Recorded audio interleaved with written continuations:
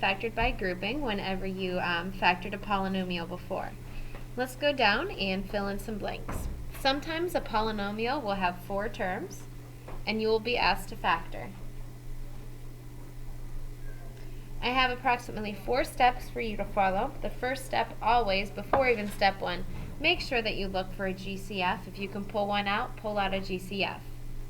Step 1, group the first 2, make sure that they share some type of GCF. Group the second 2, make sure they also share some type of GCF. Factor out the GCF of the first 2, and then factor out the GCF of the second. Make sure that if you need to pull out a negative, that you do so. Hopefully what remains in the quantities will be the same. And then you're going to factor out the binomial. And then you should be all done. Let's try it with problem 1. Check and make sure that each and every term doesn't have a GCF. There's nothing that goes into each and every term. So what we're going to do is we're going to kind of practice seeing the first 2 together and practice seeing the second 2 together. In the first 2, we're on step, we always looked for a GCF. We did step 1, now we're going to move to step 2. Factor out the GCF of the first 2. For example, in this one it's 3n squared. Alright, let's write what's left over. 3n cubed divided by 3n squared is n. 12n squared divided by 3n squared is minus 4. In the next set of parentheses, we're going to pull out a positive 2. So we're going to write plus 2, and we're going to be left with n minus 4, because 2n divided by 2 is n, and 8 divided by 2 is 4. Notice that what I'm underlining are the exact same things. So we move to step 3. Now we'll move to step 4. It says factor out the binomial. Well, the binomial that we can factor out is n minus 4. If we take an n minus 4 off of this, we'll be left with 3n squared.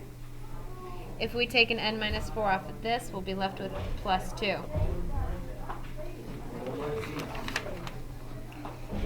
In the next problem, we are going to factor again and see if there's anything we can pull out of all of the terms. There's nothing that pulls out of every single term, so we'll move on to just grouping the first 2 items together and the second 2 items together. In the first 2 items, we can pull out a 2 and a t squared. That means we will be left with a 4t plus a 7, because 14 divided by 2 is 7, and t squared divided by t squared leaves nothing. In the second 2 terms, we're going to factor out a 5, because that's the GCF. 20 divided by 5 is 4 with a t. 35 divided by 5 is a 7. Notice now that the binomials are the same, so we factor out a binomial of 4t plus 7. Taking away a 4t plus 7 here leaves me with a 2t squared. Taking out a 4t plus 7 here leaves me with a plus 5. That can't get factored anymore, so let's move on. Take a look at problem 2. In problem 2, look at every single term, and in every single term, I hope that you see we could pull out a 4 and a q before we even start. Let's rewrite what we have left. That would be q to the third minus 2q squared plus 3q minus 6. So we didn't even factor by grouping yet. We noticed there was a GCF to begin with, which you always have to pull out. Continue bringing down the GCF, and let's talk about what's inside the quantity. Group the first 2, group the second 2. On the first 2, you should notice that you could pull out a q squared. That's going to leave you with a q minus 2. On the second set, you should notice that you can pull out a positive 3. That'll leave you with a q minus 2. Notice now that these binomials are the same, so we just continue to take down this 4q. And let's pull out a g minus 2. If we pull out a g minus 2 here, we're going to be left with q squared. If we pull out a g minus 2 here, we're going to be left with a plus 3. Nothing else factors. This is the final factored form. Let's try that idea one more time in the Got It. Look at each and every term. Each and every term has a 3 and an h as a factor.